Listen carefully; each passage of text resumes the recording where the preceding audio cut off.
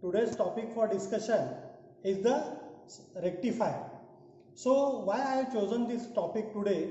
Because it is observed that at the output of the rectifier, whatever the voltage you are getting, that depends upon the input frequency of the rectifier. We know that rectifier converts the AC voltage into the DC voltage, but there is a limitation of the operation of the diode. So normally we are using the 1N4007 diode for doing the rectification purpose, and this diode, this circuit will convert the applied input AC voltage into the DC voltage which is across the load resistance. But if you go on increasing the value of the frequency, the input frequency, it is observed that this diode will start distorting the output because of the switching frequency of the diode. So it is observed that above 1 kilohertz of frequency, input frequency, that output will start getting distorted.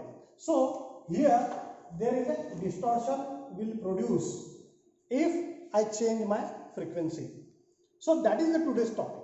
So how to get a better output from the bridge rectifier circuit with the higher frequency, and what are the advantages of using the higher frequency for the rectification purpose, that we will see today.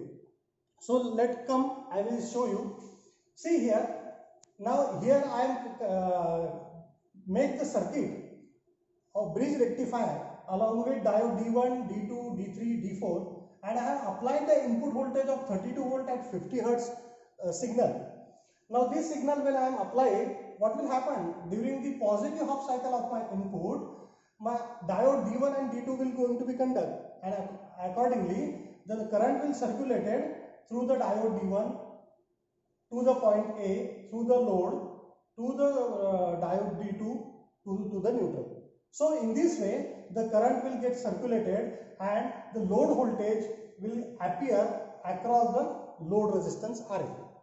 But if I keep on increasing my frequency from 50 hertz to let us say 1 kilohertz, it is observed that the switching frequency of the diode is not sufficiently high, particularly for this 1N4007. So because of that, the distortions start occurring. Okay, and when negative half cycle comes, then what will happen? This live become neutral and this neutral become live, and because of that, what will happen? The diode D3 and D4 will start conducting, and the current will flow through the rectifier, through the load, and to the through the diode D4 to the neutral. So means during the negative half cycle of my input, what will happen?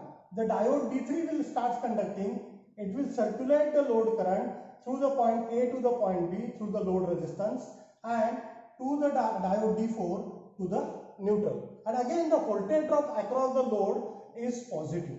So means either D1 and D2 will conduct or D3 and D4 will conduct. In both the cases, it is observed that the load at point A is always positive with respect to point B. So that's why we come to the conclusion that this circuit has the ability to convert the AC input voltage into the DC output voltage. Now what should be the magnitude of that load current which is flowing through the load resistance? So definitely we know that for resistive type of load, the voltage and current both are in phase with each other, and because of that the current is also having the same nature, which is equal to of voltage, and because of that we come to the conclusion the current flowing through the load resistance is unidirectional. That's why we called it as a DC current, and the voltage developed across the load is a DC voltage. Okay, so but the magnitude of this IM, that is load current, is nothing but it is Vm by the value of R. So this is your Vm and this is the value of resistance R. Suppose the R is equal to of 1 kilo ohm. So what, and the output voltage generated is of suppose 10 volt. So 10 by 1 kilo ohm is the magnitude of the value of Im. Okay. So now check. if I want to use the rectifier at higher frequency, so beyond 1 kilohertz, suppose I am using here a 10 kilohertz of frequency. Now this circuit will not work as per the theory, because the switching frequency of this diode will not make this circuit to work properly, and if you work with this circuit, the distortion in the output will occur. So the only solution for this is to remove the diode, this diode, normal 1N4007 diode, and we'll have to connect another diode which is called as the Schottky diode. So Schottky diode, or you can say the communication diode or the high frequency diode, I have chosen here in for case 2 it is MBR340.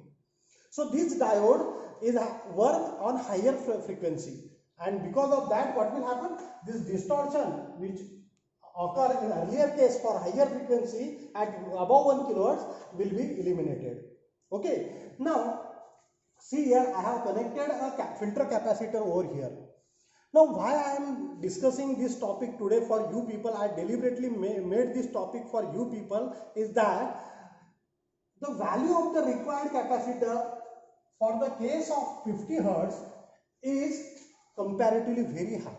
Means we know that the role of the capacitor is to remove the AC component from the DC, because we know that the reactance is nothing but 1 upon 2 pi Fc. So in case the whatever the frequency available here, for that the capacitor remove the AC component from the DC, but the value of the required capacitor is comparatively very high for the lower frequency in case 1. But in case 2, for using this MBR340, since the frequency is high, that is of let us say 10 kilohertz, what will happen? The output generated over here is having with a higher frequency, and there are number of overlaps are there in the output, that is the DC voltage. So because of that you require the lesser value of the capacitor to filter out the AC component from the DC, and because of that what will happen, you will get higher value, average value of the DC voltage. What is the average value? Average value is nothing but this is the average value of the DC voltage. You can represent it V average. Okay, this is the value of I average. I average. Okay, so this average value of DC voltage will be higher in case of higher frequency rectifier. So that is the meaning of doing the rectification at high frequency. Stop.